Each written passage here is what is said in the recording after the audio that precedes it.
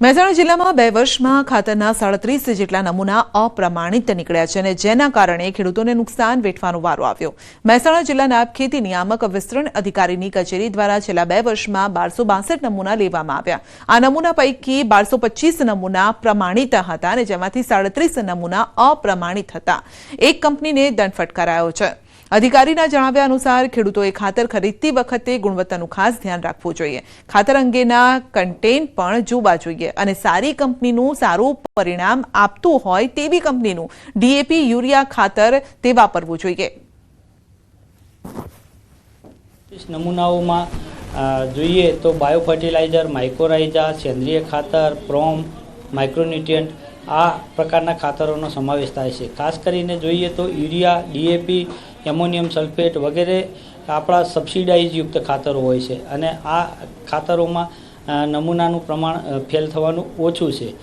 હવે જે આ 37 ખાતરોના નમૂના ફેલ થયા છે એટલે કે બિન પ્રમાણિત થયા છે, આ પૈકી જે કાયદો છે કાયદા અન્વયે આપણે કાર્યવાહી પણ કરેલી છે। केसर केरीना रसिको माटे आनंदना समाचार छे। जूनागढ़ मार्केट यार्डमां केसर केरीनी पधरामणी थई छे। यार्डमां આજથી केसर केरीनी हराजी शरू थई चूकी छे। मार्केटिंग यार्डमां केसर केरीना प्रथम 300 बोक्सनी आवक थई। 10 किलोना 1000 થી 1500 રૂપિયાના ભાવ રહ્યા। केसर केरीनी आवक आवता सप्ताहमां વધશે અને જેથી આવતા સપ્તાહમાં ભાવ ઘટશે। આ વર્ષે केसर केरीना પાકને ગ્લોબલ વોર્મિંગની અસરથી 30% નુકસાન થયું છે, જેથી 500 થી 700 સુધીના અત્યારે ભાવ છે। 1000 રૂપિયા થી 1500 રૂપિયા સુધીનો બોક હોઈ જાય છે।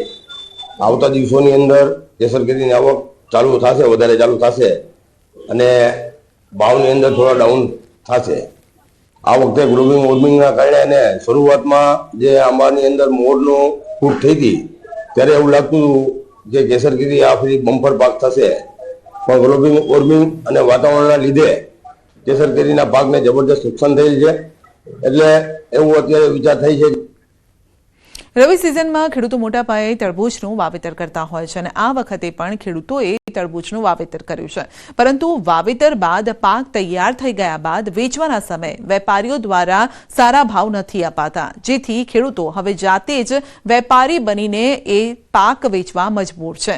वेपारीओ हाल आ तरबूजनो भाव किलोनो 5 થી 7 ज आपी रह्या छे अने तेवा संजोगोमां खेडूते पाक पाछळ करेलो खर्च पण नथी निकळतो, जेथी खेडूतो जाते ज पोतानो माल वेची रह्या छे। जिल्लामां हाईवे आसपासना खेतरोवाळा खेडूतो पोताना खेतरो आगळना मंडप बांधी પોતાની પ્રોડક્ટ જાતે વેચી રહ્યા છે। છેલ્લા 5 વર્ષથી તરબૂચનું વાવેતર કરું છું અને તરબૂચમાં શું છે કે આ સાલ માલ સારો છે પણ વેપારી અમારી પાસેથી સસ્તા ભાવમાં લઈ જાય। આજે 5 રૂપિયા અને 7 રૂપિયા કિલો વેપારી અમારી પાસે લઈ જાય અને સીધા એ માર્કેટમાં 25 ને 30 રૂપિયા કિલો વેચે, તો અમારે તો બધો નફો જતો રહે। અમને તો કાંઈ નફો મળે નહીં, એટલે અમે અહીં જાતે રોડ ઉપર મોડાસા શામળાજી હાઈવે ઉપર અમે જાતે અમે માર્કેટિંગ કરીએ છીએ, અહીંયા વેચીએ છીએ અને ખૂબ સારો પ્રતિભાવ મળે છે। અહીંયા અમને સારો જાતે વેચાણ કરીએ એટલે 2-4 પૈસા મળી શકે છે। અરવલ્લી જિલ્લામાં તરબૂચની ખેતી કરનાર ખેડૂતોને વેપારીઓ દ્વારા ભાવ ન મળવાના કારણે આખરે ખુદનો સ્ટોલ શરૂ કરવામાં આવ્યો છે। મોડાસા શામળાજી હાઈવે પર ગાજણ કંપા ગામ પાસે આપણે ઊભા છીએ। આપણે જોઈ શકો છો કે જલારામ નેચરલ ફાર્મ તરીકે તેમના દ્વારા હાઈવે પર સ્ટોલ ઊભો કરવામાં આવ્યો છે।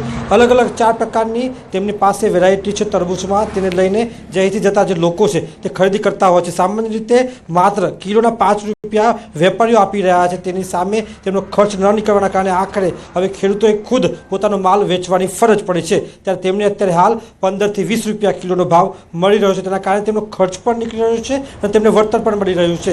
સાથે જે પ્રકારના ખર્ચ ખેતીમાં વધ્યા છે તેના કારણે હવે ખેડૂત ખુદ સદ્ધર બન્યો છે અને પોતાનો આત્મવિશ્વાસ સાથે ખુદ પોતાનો માલ વેચવા માટે અહીં રોડ ઉપર સ્ટોલ ઊભા કરી અને પોતાનો જે વેપાર કરી રહ્યા છે।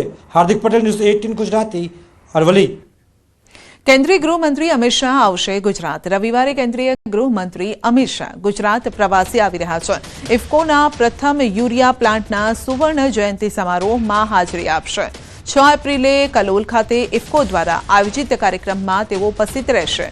इफ्कोना बीज अनुसंधान केन्द्र खातमुहूर्तमां पण हाजरी आपशे।